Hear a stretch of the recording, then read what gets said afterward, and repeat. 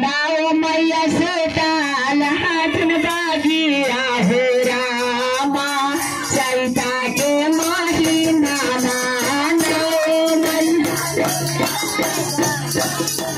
हो रामा चैता के महीना नाव मैया सुताल बागिया हो रामा चैता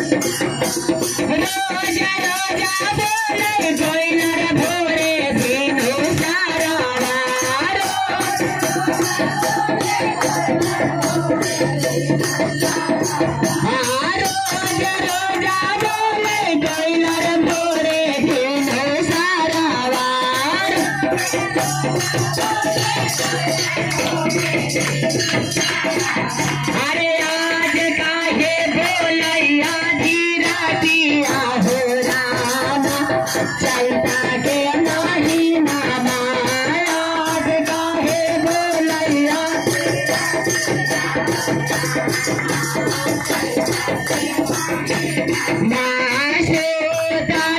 मैया के जागरण हो चैता के महीना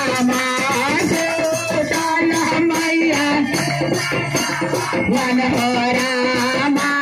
चैता बिहान कोयलर बाला ही बोलाए दो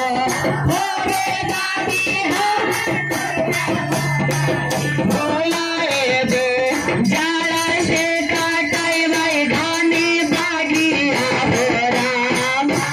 चैता के महीना जाड़ा से गानी बागिया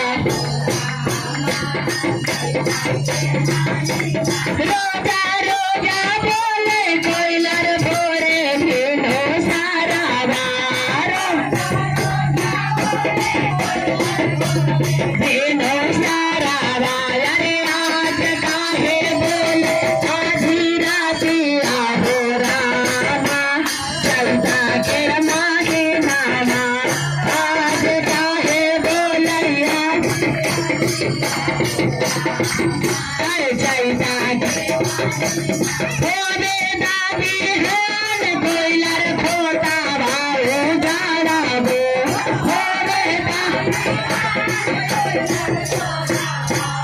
अरे जाड़ा से काटल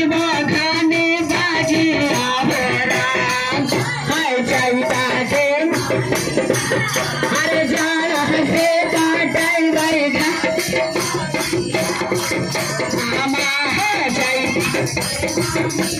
चैता के महीना हो रामा चैता के महीना से काटाई भाई घानी बागिया हो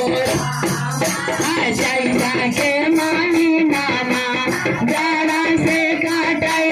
घानी बागिया हो रामा चैता के